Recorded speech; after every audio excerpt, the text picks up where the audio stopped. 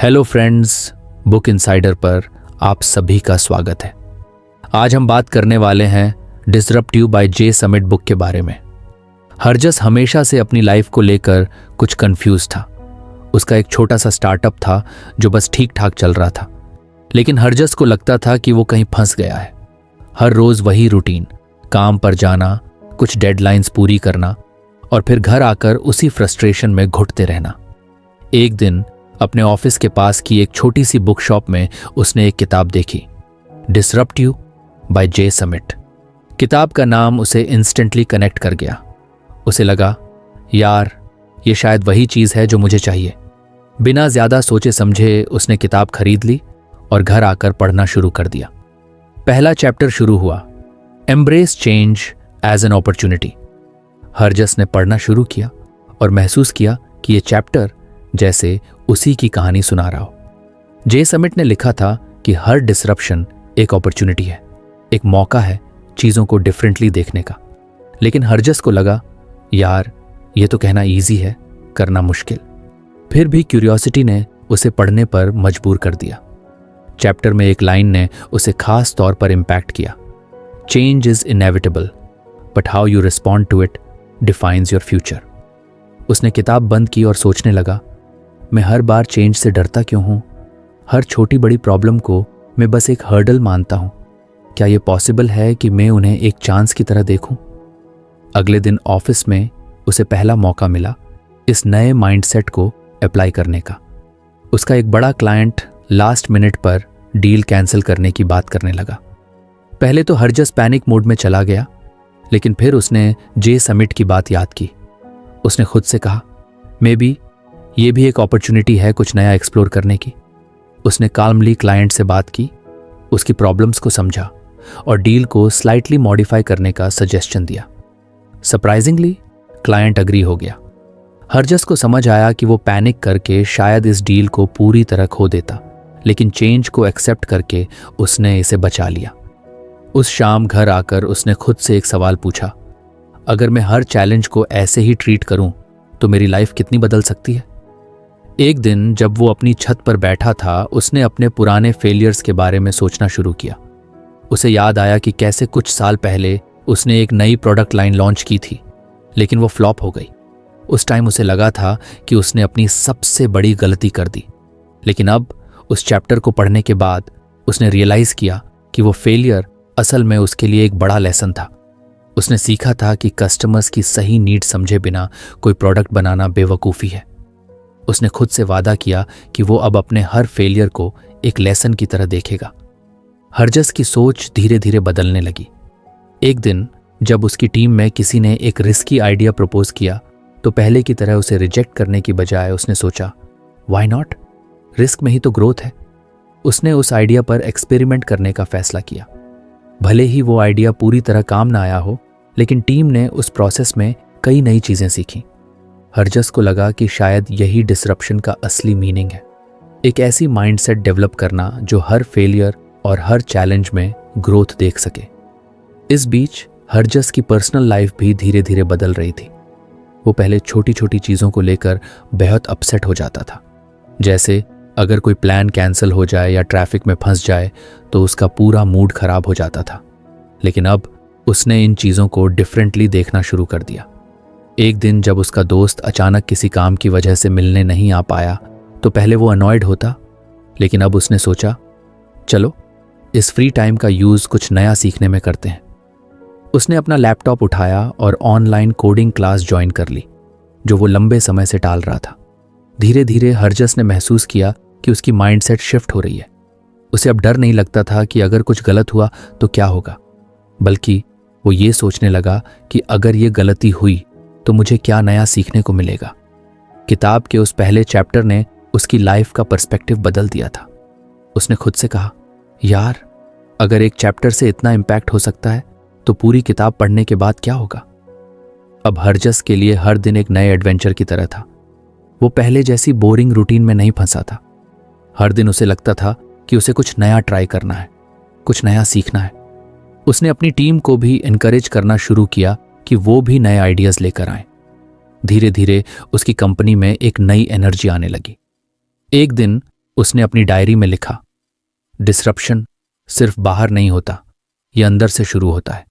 जब तुम अपनी सोच बदलते हो तभी असली बदलाव आता है। ये किताब पढ़ते हुए हरजस ने खुद से एक और सवाल पूछा, अगर मैं चेंज को एम्ब्रेस करना सीख सकता हूं तो मैं अपने गोल्स को कितना जल्दी अचीव कर सकता हूं। उसने सोचा कि अब उसे अपनी पर्सनल और प्रोफेशनल लाइफ में भी कुछ बड़ा करना है। कहानी तो अभी बस शुरू हुई थी। हरजस को नहीं पता था कि ये जर्नी उसे कहां ले जाएगी, लेकिन उसे ये भरोसा था कि आगे जो भी होगा वो कुछ नया सीखने का मौका जरूर देगा। हरजस का नया रूटीन अब किताब पढ़ने और उसे अपनी लाइफ में अप्लाई करने का बन गया था। हर दिन वो कुछ ना कुछ नया सीखने और एक्सप्लोर करने के लिए उत्साहित रहता था।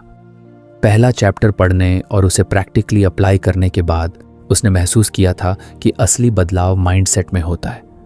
अब वो अगले चैप्टर पर आया, कंडक्ट थरो सेल्फ असेसमेंट। अगर आपको हमारी फ्री समरी अच्छी लगती है तो आप हमारे चैनल को सब्सक्राइब कर सकते हैं, हमारी मेंबरशिप खरीद सकते हैं या हमें यूपीआई के थ्रू सपोर्ट कर सकते हैं। अब समरी पर वापस चलते हैं। जे समिट ने लिखा था कि असली ग्रोथ के लिए सबसे जरूरी है कि इंसान खुद को समझे, अपनी स्ट्रेंथ्स, वीकनेसेस और वो स्किल्स जो उसे सच में एक्साइट करती हैं। हरजस ने इस कॉन्सेप्ट को पढ़ते ही सोचा, यार ये तो सही बात है। मैं अपनी लाइफ में अब तक बस दूसरों की एक्सपेक्टेशंस पर खरा उतरने की कोशिश कर रहा था, लेकिन कभी ये सोचने का टाइम ही नहीं लिया कि मैं कौन हूं और मुझे क्या चाहिए। उस रात उसने अपनी एक पुरानी डायरी निकाली जो वो कभी कभी लिखता था। उसने एक खाली पन्ना खोला और सबसे पहला सवाल लिखा, व्हाट आर माई स्ट्रेंथ्स। शुरुआत में यह सवाल कुछ इंटिमिडेटिंग लगा। उसे लगा कि वो बस एवरेज इंसान है, ना कोई खास टैलेंट, ना कोई बड़ी अचीवमेंट।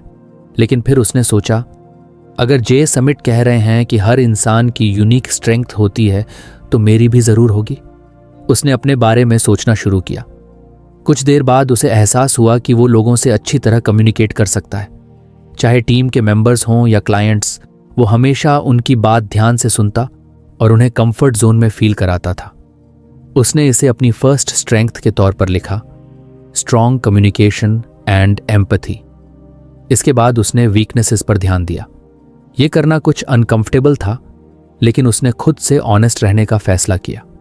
उसने लिखा, प्रोक्रेस्टिनेशन, मैं चीज़ों को टालता हूं और फिर लास्ट मिनट पर खुद को अननेसेसरी स्ट्रेस देता हूं।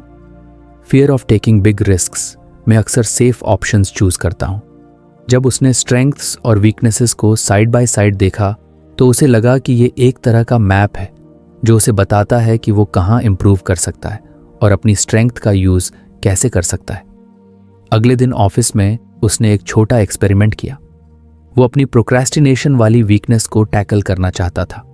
उसने अपनी टू डू लिस्ट में सबसे मुश्किल टास्क को सबसे पहले रखा। पहले तो उसे अजीब लगा क्योंकि आमतौर पर वो सिंपल टास्क से शुरुआत करता था, लेकिन इस बार उसने खुद को पुश किया। सरप्राइजिंगली जब उसने वो मुश्किल टास्क खत्म किया तो उसे इतनी सेटिस्फैक्शन मिली कि बाकी के काम अपने आप आसान लगने लगे। उसने सोचा, शायद ये चीज़ मैं हर दिन अप्लाई कर सकता हूँ। एक शाम जब वो अपने घर की बैल्कनी में बैठा था, उसने अपनी पैशंस के बारे में सोचना शुरू किया। उसने खुद से पूछा, व्हाट ट्रूली एक्साइट्स मी। पहले उसे लगा कि इसका जवाब देना सिंपल होगा, लेकिन जैसे जैसे उसने डीपर सोचना शुरू किया, उसे एहसास हुआ कि वो कई सालों से बस पैसे कमाने और काम में फंसा हुआ है। उसने खुद से डिस्कनेक्ट कर लिया था। लेकिन कुछ देर बाद उसे याद आया कि उसे राइटिंग का कितना शौक था। कॉलेज के दिनों में वो शॉर्ट स्टोरीज लिखा करता था, लेकिन धीरे धीरे लाइफ की भागदौड़ में वो पैशन कहीं खो गया। उसने अपनी डायरी में लिखा, मैं स्टोरी टेलिंग से प्यार करता है। ये मुझे अपने आप को व्यक्त करने और लोगों से जुड़ने में मदद करता है। अगले दिन उसने अपने पुराने ड्राफ्ट्स निकाले और उनमें से कुछ कहानियों को पढ़ा। वो इम्परफेक्ट थीं, लेकिन उसे उनमें एक स्पार्क दिखा। उसने सोचा, क्या मैं अपनी इस पैशन को फिर से रिवाइव कर सकता हूं? शायद ये मेरी आइडेंटिटी का हिस्सा है जो मैंने खो दिया था। अब उसने सेल्फ असेसमेंट को और भी डिटेल्ड तरीके से करना शुरू किया। उसने एक चार्ट बनाया जिसमें उसने 3 सेक्शंस रखे। 1, मेरी कौशल जो मैं अच्छा करता हूं। 2, मेरी कौशल जो मुझे सुधारने की जरूरत है। 3, मुझे पसंद आने वाली चीज़ें, इस प्रोसेस में उसे कई नई चीज़ों का पता चला। उसे एहसास हुआ कि वो मार्केटिंग स्ट्रैटेजीज में अच्छा है, लेकिन फाइनेंशियल मैनेजमेंट में कमज़ोर। उसे ये भी लगा कि उसे टेक्नोलॉजी और टूल्स को बेटर तरीके से यूज़ करना सीखना चाहिए। उसने अपनी वीकनेस को सिर्फ एक लेबल की तरह देखने की बजाय उसे एक्शन पॉइंट्स में बदलने का फैसला किया। उसने यूडमी पर एक ऑनलाइन कोर्स लिया जिसमें स्टार्टअप फाउंडर्स के लिए फाइनेंशियल मैनेजमेंट सिखाया जाता था। हर वीकेंड वो उस कोर्स को डेडिकेट करने लगा। उसे लगा कि वो अपनी वीकनेसेस को स्टेप बाय स्टेप स्ट्रेंथ में बदल सकता है। इस सेल्फ असेसमेंट प्रोसेस का सबसे बड़ा इम्पैक्ट उसकी पर्सनल लाइफ में हुआ। उसने ये भी सोचा कि वो अपनी रिलेशनशिप्स में कैसे बिहेव करता है। उसने महसूस किया कि वो अक्सर दूसरों की ज़रूरतों को अपने से ऊपर रखता था और इस वजह से कई बार उसे खुद की प्रायोरिटीज कॉम्प्रोमाइज करनी पड़ती थी। उसने अपनी बाउंड्रीज सेट करने का फैसला किया। एक दिन उसकी दोस्त राधिका ने उसे एक पार्टी के लिए इनवाइट किया। पहले वो हमेशा हाँ कह देता, भले ही उसे अच्छा ना लगता हो, लेकिन इस बार उसने पोलाइटली मना कर दिया और वो शाम अपनी प्रिय पुस्तक पढ़ने और नोटबंदी करने में बिताई। उसे लगा कि यह छोटा सा परिवर्तन उसकी मानसिक स्वास्थ्य के लिए कितना प्रभावशाली हो सकता है। हरजस की सोच अब और भी क्लियर होने लगी थी। उसे ये समझ में आने लगा था कि अगर उसे अपनी लाइफ में बड़ा बदलाव करना है तो उसे अपनी स्ट्रेंथ्स को मैक्सिमम लेवरेज करना होगा और अपनी वीकनेसेस को स्टेप बाय स्टेप इंप्रूव करना होगा।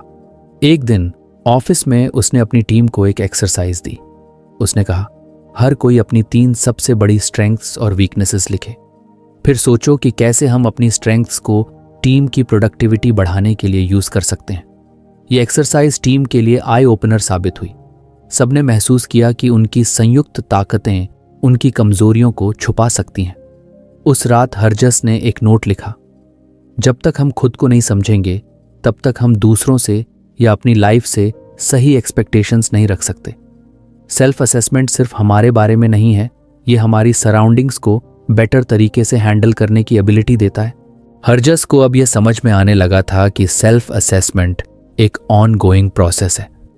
उसने खुद से वादा किया कि वो हर महीने एक बार अपनी प्रोग्रेस का रिव्यू करेगा। उसने एक नया सवाल अपने लिए तैयार किया, how am I improving and what can I do better. उसकी लाइफ अब धीरे धीरे एक नई डायरेक्शन में बढ़ रही थी। उसने सोचा, किताब का अगला लेसन पढ़ने का टाइम आ गया है। अगर सेल्फ असेसमेंट इतना पावरफुल हो सकता है तो आगे के चैप्टर्स में क्या पॉसिबिलिटीज होंगी। हरजस की जर्नी अभी जारी थी। उसे यकीन था कि ये इंट्रोस्पेक्शन और ग्रोथ की प्रोसेस उसे एक ऐसी जगह ले जाएगी जहां वो अपनी पूरी पोटेंशियल को अनलॉक कर सकेगा। हरजस अब किताब के अगले चैप्टर पर पहुंच चुका था, सीखना फेलियर से। जब उसने चैप्टर का टाइटल पढ़ा तो उसे अपने पुराने फेलियर्स की पूरी लिस्ट याद आ गई। वो फेलियर्स जिनके बारे में सोचकर आज भी उसे गिल्ट और एम्बैरेसमेंट होता था। लेकिन जे समिट ने चैप्टर की शुरुआत में ही लिखा था, failure is not the end, it is merely a stepping stone toward success. इसने हरजस को सोचने पर मजबूर कर दिया। क्या वो अपने फेलियर्स को गलत तरीके से देखता रहा है? उसने क्यूरियोसिटी के साथ चैप्टर पढ़ना शुरू किया। जे समिट ने लिखा था कि हर फेलियर में एक लेसन छुपा होता है और सक्सेसफुल लोग वही होते हैं जो उन लेसन्स को ढूंढ पाते हैं। उसने किताब बंद की और अपनी डायरी निकाली। उसने खुद से पूछा, क्या मैं अपने फेलियर्स को स्टेपिंग स्टोन्स की तरह देख सकता हूं? फिर उसने अपने सबसे बड़े फेलियर्स के बारे में लिखना शुरू किया। पहला फेलियर था उसकी पहली जॉब छोड़ने का। उसे वो दिन याद आया जब उसने कॉर्पोरेट वर्ल्ड में कदम रखा था। उसे लगा था कि वो अपने मैनेजर को इम्प्रेस कर पाएगा और जल्दी प्रमोशंस हासिल करेगा। लेकिन कुछ ही महीनों में वो रियलाइज कर चुका था कि उसकी क्रिएटिविटी उस जगह सफोकेट हो रही है। उसने इम्पल्सिवली रिजाइन कर दिया, बिना किसी बैकअप प्लान के। वो महीनों तक जॉबलेस रहा और अपने फैसले पर पछताता रहा। लेकिन अब जब उसने इस फेलियर को दोबारा देखा तो उसने खुद से पूछा, इस सिचुएशन ने मुझे क्या सिखाया? उसे एहसास हुआ कि उस फेलियर ने उसे खुद को बेटर समझने का मौका दिया। उसने सीखा कि वो रूटीन और रिजिड सिस्टम्स में फिट नहीं हो सकता और यहीं से उसकी एंटरप्रेन्योरियल जर्नी की शुरुआत हुई थी। उसने अपनी डायरी में लिखा, that failure wasn't a mistake, it was a redirection.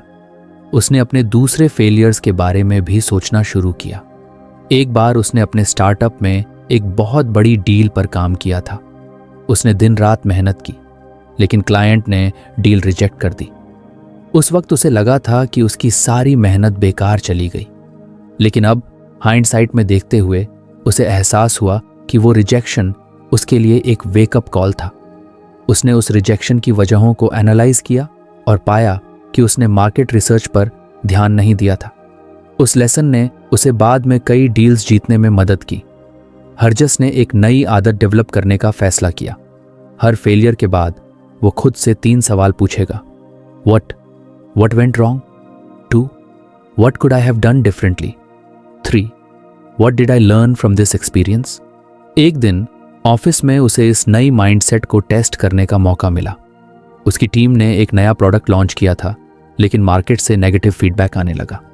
पहले तो हरजस परेशान हो गया, लेकिन फिर उसने टीम को बुलाकर कहा, चिंता मत करो, ये फेलियर नहीं है, ये फीडबैक है। चलो समझते हैं कि कहाँ गलती हुई। उन्होंने मार्केट से आए हर कमेंट को एनालाइज किया और पाया कि प्रोडक्ट यूजर्स की एक्चुअल नीड्स को एड्रेस नहीं कर रहा था। इस फीडबैक के बेसिस पर उन्होंने प्रोडक्ट में कुछ मेजर चेंजेस किए और दोबारा लॉन्च किया। इस बार रिस्पॉन्स काफ़ी अच्छा था। हरजस को लगा कि अगर वो इस फेलियर को एक्सेप्ट करने के बजाय इग्नोर करता तो शायद वो अपनी गलती कभी समझ नहीं पाता। उसने इस प्रोसेस को अपनी पर्सनल लाइफ में भी अप्लाई करना शुरू किया। एक बार उसका चाइल्डहुड फ्रेंड उससे नाराज हो गया क्योंकि हरजस ने उसे उसके बर्थडे पर विश नहीं किया था। पहले हरजस ने इसे छोटी बात समझकर इग्नोर कर दिया था, लेकिन अब उसने खुद से पूछा, इस सिचुएशन से मैं क्या सीख सकता हूं? उसे एहसास हुआ कि वो अपनी रिलेशनशिप्स को अक्सर टेक फॉर ग्रांटेड कर लेता है। उसने अपने दोस्त को कॉल किया और माफी मांगी। ये छोटा सा कदम उनकी दोस्ती को और गहरा कर गया। एक दिन जब वो रात को अपनी बैल्कनी में बैठा था, उसने अपने फेलियर्स को एक नए पर्सपेक्टिव से देखना शुरू किया। उसने खुद से कहा, फेलियर्स तो एक तरह के टीचर्स हैं। अगर मैंने इनसे सीखना शुरू कर दिया तो शायद मैं अपनी लाइफ में कुछ बड़ा अचीव कर पाऊंगा। उसने अपनी डायरी में लिखा, failure is a tool, not a verdict. It teaches you to adapt, to improve and to grow stronger. Harjas ने अब कॉन्शियस रिस्क लेना शुरू कर दिया। उसे पहले जो रिजेक्शन का डर लगता था वो अब धीरे धीरे खत्म हो रहा था। एक दिन उसने एक बड़े क्लाइंट को पिच करने का डिसीजन लिया, जिसे लेकर उसकी टीम बहुत डाउटफुल थी। लेकिन हरजस ने सोचा, वर्स्ट केस सिनेरियो क्या होगा? वो मना कर देंगे, और अगर मना करेंगे तो मैं ये जानूंगा कि मुझे कहाँ इंप्रूव करना है। पिच के दौरान क्लाइंट ने बहुत सारे सवाल पूछे और हरजस को लगा कि शायद डील नहीं हो पाएगी, लेकिन इस बार उसने खुद को काल्म रखा। उसने क्लाइंट की कंसर्न्स को ध्यान से सुना और उन्हें एड्रेस करने की कोशिश की। भले ही डील उस वक्त फाइनलाइज नहीं हुई, लेकिन क्लाइंट ने कहा, we are impressed with your approach, let's revisit this in the future. Harjas ने इस एक्सपीरियंस को एक विन की तरह देखा, क्योंकि उसने रिजेक्शन को पर्सनल फेलियर की तरह नहीं लिया। धीरे धीरे हरजस की टीम ने भी उसकी अप्रोच से सीखना शुरू कर दिया। अब जब भी टीम में कुछ गलत होता तो सब पैनिक करने की बजाय डिस्कस करते कि गलती कहाँ हुई और उसे कैसे ठीक किया जा सकता है। हरजस ने एक कल्चर क्रिएट किया जहां फेलियर को स्टिग्मा की तरह नहीं देखा जाता था। हरजस को अब जे समिट की बात गहराई से समझ आने लगी थी। उसने महसूस किया कि सक्सेसफुल लोग फेलियर से डरते नहीं, बल्कि उसे एक नेसेसरी स्टेप की तरह एक्सेप्ट करते हैं। उसने अपनी डायरी में एक और नोट लिखा, rejection doesn't mean you are not good enough, it just means you need to try a different approach. उसने ये भी रियलाइज किया कि फेलियर्स उसे इमोशनली स्ट्रॉन्गर बना रहे हैं। हर बार जब वो किसी सेटबैक से बाहर निकलता तो वो पहले से ज्यादा कॉन्फिडेंट महसूस करता। उसने खुद से कहा, अगर मैं हर फेलियर को लर्निंग एक्सपीरियंस की तरह देखूं तो शायद मैं कभी हार ही नहीं सकता। अब हरजस की कहानी उस मोड़ पर आ रही थी जहां उसे फेलियर्स का डर नहीं था, बल्कि वो ईगरली नए चैलेंजेस और रिस्क्स लेने को तैयार था, क्योंकि उसे पता था कि हर बार कुछ नया सीखने को मिलेगा। हरजस को पता था कि ये जर्नी अभी लंबी है। उसने किताब का अगला चैप्टर खोलने का फैसला किया, क्योंकि उसे यकीन था कि हर लेसन उसे और मजबूत बनाएगा। उसकी लाइफ अब सिर्फ सर्वाइवल की नहीं, बल्कि कांस्टेंट ग्रोथ की कहानी बन चुकी थी। हरजस ने अब किताब का अगला लेसन पढ़ना शुरू किया, बिल्ड अ सपोर्ट नेटवर्क। जैसे ही उसने पहला पैराग्राफ पढ़ा, उसने महसूस किया कि यह चैप्टर बाकी लेसन से कुछ अलग है। इससे पहले जो लेसन्स थे वो सेल्फ फोकस थे, खुद को समझना, अपने फेलियर से सीखना। लेकिन यह चैप्टर एक नए डायमेंशन को एक्सप्लोर कर रहा था। जे समिट ने लिखा था कि अकेले अपनी पूरी जर्नी तय करना न सिर्फ मुश्किल होता है बल्कि कई बार असंभव भी। उन्होंने लिखा था, आपका विकास सीधे उन लोगों से प्रभावित होता है जिनसे आप घेरा बनाते हैं। हरजस ने चैप्टर पढ़ते ही अपने आसपास के लोगों के बारे में सोचना शुरू कर दिया। उसे एहसास हुआ कि उसकी लाइफ में कुछ लोग ऐसे थे जो उसे हमेशा मोटिवेट करते थे, लेकिन ऐसे भी कई लोग थे जो उसके आइडियाज़ पर हंसते थे या उसे डिस्करेज करते थे। उसने खुद से पूछा, क्या मेरी जर्नी को बेहतर बनाने के लिए मुझे अपने सपोर्ट सिस्टम को रीइन्वेंट करना होगा? उसने अपनी डायरी में 2 कॉलम बनाए। पहले कॉलम का टाइटल था पॉजिटिव इन्फ्लुएंसेस और दूसरे का नेगेटिव इन्फ्लुएंसेस। पॉजिटिव इन्फ्लुएंसेस में उसने अपनी टीम के कुछ कॉलीग्स, अपने मेंटोर और अपनी बचपन की दोस्त राधिका का नाम लिखा। वहीं नेगेटिव इन्फ्लुएंसेस में उसने उन लोगों के नाम लिखे जो अक्सर उसे उसके गोल्स से डिस्ट्रैक्ट करते थे या उसके आइडियाज़ को प्रैक्टिकल ना कहकर डिसमिस कर देते थे। उसने सोचा, मुझे अपनी एनर्जी उन लोगों पर फोकस करनी चाहिए जो मुझे आगे बढ़ने में मदद करते हैं। इस रियलाइजेशन ने उसे एक एक्शन प्लान बनाने पर मजबूर किया। उसने सबसे पहले अपने मेंटर अजय से कांटेक्ट किया। अजय ने हरजस को उसकी पहली जॉब में गाइड किया था और वो आज भी उसकी ग्रोथ में बड़ा रोल निभा रहे थे। हरजस ने उनसे मिलने का प्लान बनाया और उनके साथ एक कॉफ़ी शॉप में बैठा। उसने अपनी सेल्फ असेसमेंट जर्नी और फेलियर्स से मिले लेसन्स के बारे में बात की। अजय ने कहा, तुम्हारी सबसे बड़ी स्ट्रेंथ ये है कि तुम सीखने के लिए हमेशा ओपन रहते हो, लेकिन तुम्हें अपने आसपास ऐसे लोगों को बढ़ाना होगा जो तुम्हारी लर्निंग को और एम्पलीफाई कर सकें। अजय ने उसे कुछ प्रैक्टिकल टिप्स दिए। 1. Network with like minded people. Conferences, meetups और वर्कशॉप्स में जाना शुरू करो। वहां तुम्हें ऐसे लोग मिलेंगे जो तुम्हारी तरह एम्बिशियस हैं। 2. Find collaborators. अकेले हर आइडिया को एग्जीक्यूट करना पॉसिबल नहीं होता। टीम वर्क हमेशा इनोवेशन को एक्सेलरेट करता है। 3. Seek diverse perspectives. ऐसे लोगों से कनेक्ट करो जो अलग बैकग्राउंड से आते हों। उनकी पर्सपेक्टिव तुम्हारी सोच को एक्सपैंड करेगी। हरजस ने अजय की बातें ध्यान से सुनी और उन्हें अपनी लाइफ में अप्लाई करने का फैसला किया। उसने लिंक्डइन पर एक्टिवली नेटवर्किंग शुरू किया। उसने अपनी इंडस्ट्री के कुछ इन्फ्लुएंशियल लोगों को मैसेजेस भेजे और उनसे बातचीत शुरू की।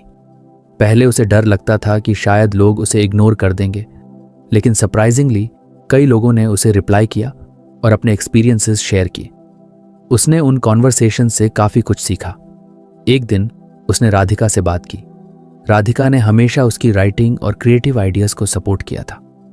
हरजस ने उसे बताया कि वो अपनी पुरानी राइटिंग हॉबी को दोबारा शुरू करना चाहता है। राधिका ने तुरंत कहा, तुम्हें बस शुरुआत करनी है।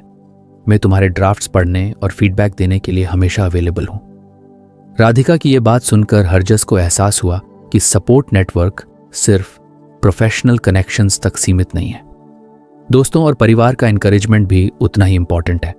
उसने अपने पेरेंट्स से भी बात की और उन्हें अपनी जर्नी के बारे में बताया। उनके पॉजिटिव वर्ड्स ने उसे और कॉन्फिडेंट महसूस कराया। हरजस ने अपने सपोर्ट नेटवर्क को एक्सपैंड करने के लिए एक और स्टेप लिया। उसने एक मास्टरमाइंड ग्रुप ज्वाइन किया। ये ग्रुप एंटरप्रेन्योर्स और इनोवेटर्स का था जो हर महीने मिलते थे और अपने चैलेंजेस और सॉल्यूशंस डिस्कस करते थे। पहली बार जब वो ग्रुप में गया तो कुछ नर्वस था, लेकिन वहाँ के लोगों ने उसका स्वागत किया और उसे अपना स्टोरी शेयर करने का मौका दिया। उसने अपनी फेलियर्स और लर्निंग्स के बारे में बताया। ग्रुप के एक मेंबर साक्षी ने कहा, तुम्हारी जर्नी इंस्पायर करने वाली है, लेकिन मुझे लगता है कि तुम कोलैबोरेशन से और भी बेहतर कर सकते हो। क्या तुम अपने नेक्स्ट आइडिया पर किसी के साथ काम करने की सोच रहे हो? साक्षी की बात सुनकर हरजस ने सोचा कि वो हमेशा अपने प्रोजेक्ट्स अकेले हैंडल करता आया है। शायद अब टीम एफर्ट की बारी थी। उसने साक्षी और बाकी ग्रुप मेंबर्स से ब्रेनस्टॉर्मिंग सेशंस में पार्टिसिपेट करना शुरू किया। वो हर बार कुछ नया सीख कर आता। हरजस ने यह भी सीखा कि सपोर्ट नेटवर्क सिर्फ प्रोफेशनल एडवाइस देने तक सीमित नहीं होता। एक बार जब वो एक प्रोजेक्ट के रिजेक्शन से परेशान था तो उसी मास्टरमाइंड ग्रुप की एक और मेंबर आरव ने उसे कहा, फेलियर्स को दिल पर मत लो। अगर तुम्हें रिजेक्शन मिला है तो इसका मतलब है कि तुम कुछ नया ट्राई कर रहे हो। आरव की यह बात हरजस के दिल को छू गई। उसे लगा कि एक स्ट्रॉन्ग सपोर्ट नेटवर्क न सिर्फ गाइडेंस देता है बल्कि इमोशनल स्ट्रेंथ भी देता है। अब हरजस का रूटीन बदल गया था। वो हर हफ्ते अपने सपोर्ट नेटवर्क से जुड़े लोगों के साथ टाइम स्पेंड करता, कभी ब्रेनस्टॉर्मिंग करता, कभी उनके साथ कॉफी पर डिस्कस करता और कभी कभी बस उनकी जर्नीज के बारे में सुनता। उसने अपनी डायरी में लिखा, एक मजबूत समर्थन नेटवर्क जैसा एक सुरक्षा नेट है। It catches you when you fall and pushes you to reach greater heights. एक दिन उसने अपनी टीम के साथ इस कॉन्सेप्ट को शेयर किया। उसने कहा, हमारा टीम डायनामिक भी एक सपोर्ट नेटवर्क है। अगर हम एक दूसरे की स्ट्रेंथ्स को रिकॉग्नाइज करें और फीडबैक ऑनेस्टली दें तो हम इंडिविजुअली और कलेक्टिवली ग्रो कर सकते हैं। उसने एक एक्टिविटी ऑर्गेनाइज की जहां हर टीम मेंबर ने दूसरे की स्ट्रेंथ्स और कॉन्ट्रीब्यूशंस को हाईलाइट किया। यह एक्टिविटी टीम के मोराल को बूस्ट करने में बहुत हेल्पफुल साबित हुई।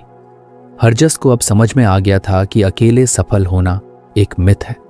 उसने जे समिट की उस बात को अपने जीवन का हिस्सा बना लिया था कि आपकी सफलता लोगों के चुनाव का प्रतिबिंब है। उसकी जर्नी अभी भी चल रही थी। उसने किताब का अगला चैप्टर खोलने का फैसला किया क्योंकि उसे पता था कि हर नया लेसन उसकी लाइफ को और ट्रांसफॉर्म करेगा। हरजस अब किताब के अगले चैप्टर पर था, इनोवेट इंक्रीमेंटली। ये लेसन उसके लिए कुछ अलग था क्योंकि अब तक उसने हमेशा बड़े गोल्स को चेस करने पर ही ध्यान दिया था। उसे हमेशा लगता था कि बड़ी सक्सेस पाने के लिए बड़े बदलाव जरूरी होते हैं। लेकिन जैसे ही उसने चैप्टर पढ़ना शुरू किया, जे समिट ने लिखा, छोटे बदलाव जब निरंतर किए जाते हैं समय के साथ असाधारण परिणाम ले जा सकते हैं। हरजस को यह कॉन्सेप्ट कुछ अनयूजुअल लगा। उसने हमेशा सोचा था कि अगर कोई काम करना है तो बड़े पैमाने पर ही करना चाहिए। लेकिन चैप्टर पढ़ने के साथ साथ उसे समझ में आने लगा कि छोटे छोटे स्टेप्स भी बड़ी तस्वीर का हिस्सा हो सकते हैं। उसने सोचा कि इसे अपनी लाइफ में कैसे अप्लाई किया जाए। उसने अपने पर्सनल और प्रोफेशनल गोल्स पर ध्यान दिया और उन्हें छोटे छोटे पार्ट्स में डिवाइड करने का फैसला किया। उसने अपनी डायरी निकाली और एक नई स्ट्रैटेजी बनाई। 1. डिफाइन द बिग पिक्चर, क्या अचीव करना है। 2. इसे छोटे मैनेजेबल स्टेप्स में कैसे डिवाइड किया जा सकता है। 3. ट्रैक प्रगति, हर छोटे स्टेप को अचीव करने के बाद खुद को रिवॉर्ड करना। हरजस ने सबसे पहले अपने पर्सनल गोल पर काम शुरू किया, फिटनेस इंप्रूव करना। वो कई बार जिम की मेंबरशिप ले चुका था लेकिन कंसिस्टेंसी की कमी के कारण कभी प्रोग्रेस नहीं कर पाया। इस बार उसने कुछ अलग अप्रोच अपनाने का फैसला किया। उसने बड़े गोल को छोटे स्टेप्स में डिवाइड किया। वीक 1, हर दिन सिर्फ 15 मिनट वॉक। वीक 2, वॉक को 30 मिनट तक बढ़ाना। वीक 3, वॉक को 45 मिनट तक बढ़ाना। वीक 4, वॉक को 1 घंटा तक बढ़ाना। 3, होम वर्कआउट शुरू करना। पहले हफ्ते में उसे लगा कि यह अप्रोच काफी आसान है। उसे किसी प्रेशर का सामना नहीं करना पड़ा और वो आराम से 15 मिनट की वॉक कर पाता। दूसरे हफ्ते में उसने धीरे धीरे ड्यूरेशन बढ़ाई। इस छोटे छोटे बदलाव ने उसकी कॉन्फिडेंस को बूस्ट किया। तीसरे हफ्ते तक वो रोजाना एक्सरसाइज करने का डिसिप्लिन डेवलप कर चुका था। हरजस ने महसूस किया कि ये इंक्रीमेंटल अप्रोच सिर्फ फिटनेस में ही नहीं बल्कि उसके प्रोफेशनल गोल्स में भी काम आ सकती है। उसने अपने स्टार्टअप के एक पुराने प्रोजेक्ट को देखा जो उसे हमेशा ओवरवेलमिंग लगता था। यह प्रोजेक्ट एक ऐप डेवलपमेंट से जुड़ा था लेकिन रिसोर्सेज और टाइम की कमी के कारण वो इसे कभी शुरू नहीं कर पाया था। इस बार उसने प्रोजेक्ट को छोटे टास्क्स में डिवाइड किया। डे 1, मार्केट रिसर्च करना। डे 2 to 4, ऐप के बेसिक फीचर्स डिसाइड करना। वीक 2, प्रोटोटाइप बनाना। उसने पहले दिन सिर्फ मार्केट रिसर्च पर फोकस किया।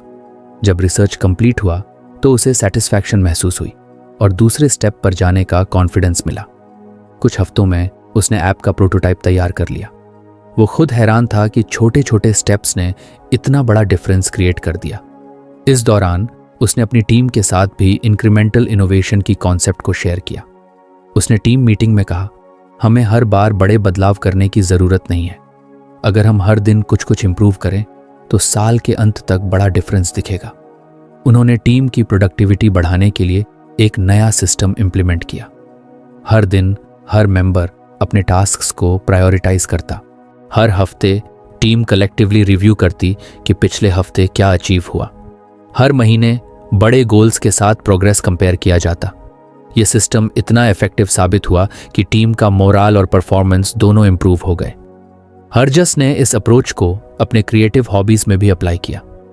उसे राइटिंग का शौक था, लेकिन हमेशा उसे लगता था कि नॉवेल लिखने जैसा बड़ा गोल उसके लिए पॉसिबल नहीं है। इस बार उसने डेली राइटिंग हैबिट डेवलप करने का फैसला किया। उसने खुद से प्रॉमिस किया कि वो हर दिन सिर्फ 200 शब्द लिखेगा। पहले दिन उसे सिर्फ 15 मिनट लगे। उसने महसूस किया कि प्रेशर कम होने से क्रिएटिविटी नेचुरली फ्लो होने लगी। हफ्ते के अंत तक वो 1400 शब्द लिख चुका था। एक महीने में उसने एक पूरी शॉर्ट स्टोरी कंप्लीट कर ली। ये उसके लिए एक बड़ा माइलस्टोन था। जे समिट की बात अब पूरी तरह से उसकी समझ में आ रही थी। उसने अपनी डायरी में लिखा, सफलता बारे में बड़े कदम नहीं, ये स्थिर छोटे कदम हैं जो आपको आगे बढ़ाते हैं। उसने इंक्रीमेंटल इनोवेशन को अपने रिलेशनशिप्स में भी अप्लाई किया। उसे हमेशा लगता था कि अपने दोस्तों और परिवार के साथ बॉन्ड इंप्रूव करने के लिए उसे बड़े जेस्चर्स करने होंगे, लेकिन इस बार उसने छोटे स्टेप्स लेने का फैसला किया। हर वीकेंड अपने किसी एक दोस्त को कॉल करना, हर हफ्ते अपने पेरेंट्स के साथ डिनर करना, रैंडमली अपने दोस्तों को मोटिवेशनल टेक्स्ट्स भेजना। इन छोटे स्टेप्स का असर बहुत बड़ा था। उसके दोस्तों ने नोटिस किया कि वो अब ज्यादा कनेक्टेड महसूस कर रहे हैं। उसके पेरेंट्स ने भी उससे कहा, तुम्हारे छोटे छोटे जेस्चर्स हमें बहुत खुशी देते हैं। एक दिन जब वो बैल्कनी में बैठा था, उसने खुद से कहा, लाइफ में सब कुछ एक बार में अचीव करना जरूरी नहीं है। छोटे छोटे बदलाव ही असल में सस्टेनेबल होते हैं। उसने जे समिट के इस लेसन को अपनी कोर फिलॉसफी बना लिया। अब वो किसी भी बड़े चैलेंज को छोटे स्टेप्स में डिवाइड करके टैकल करता। उसे एहसास हुआ कि ये अप्रोच सिर्फ गोल्स अचीव करने में मदद नहीं करती, बल्कि फियर और ओवरवेल्म को भी कम करती है। हरजस की जर्नी अब उस मोड़ पर थी जहां हर दिन इंक्रीमेंटल इंप्रूवमेंट्स के साथ उसकी लाइफ में बड़ा बदलाव आ रहा था। उसने किताब का अगला चैप्टर खोलने का फैसला किया, क्योंकि उसे यकीन था कि हर नया लेसन उसे और आगे ले जाएगा। हरजस की जिंदगी अब पूरी तरह बदल चुकी थी। छोटे छोटे कदम उठाने की कला ने उसे न सिर्फ अपने बड़े सपनों की ओर बढ़ने में मदद की, बल्कि उसे हर दिन की छोटी जीत का आनंद लेना भी सिखा दिया। उसने अब बड़ी तस्वीर पर फोकस करना बंद कर दिया था। वो जानता था कि हर बड़ा बदलाव छोटे छोटे प्रयासों से ही संभव है। एक दिन वो अपनी बैल्कनी में बैठा हुआ सनसेट देख रहा था। उसके हाथ में उसकी डायरी थी और वो उन सभी लेसन्स को याद कर रहा था जो उसने जे समिट की किताब डिसरप्ट यू से सीखे थे। उसने खुद से कहा, मैंने सिर्फ किताब पढ़ी नहीं, उसे जिया है। उसने डायरी के आखिरी पन्ने पर लिखा, डिसरप्शन न है दुनिया को एक दिन में बदलने के बारे में। It's about changing yourself one step at a time, and when you do that consistently the world changes on its own. Harjas ने अब न सिर्फ अपनी फिटनेस को सुधार लिया था, बल्कि अपने स्टार्टअप के उस प्रोजेक्ट को भी सफलतापूर्वक लॉन्च कर दिया था जिसे वो पहले असंभव मानता था। ऐप यूजर्स के बीच हिट हो गया और वो अपने फील्ड में धीरे धीरे एक पहचान बना रहा था। राधिका ने एक दिन उससे कहा, तुम्हारा डिसिप्लिन और डेडिकेशन देखकर बहुत खुशी होती है। तुम्हारी कहानी दूसरों के लिए एक इंस्पिरेशन बन सकती है।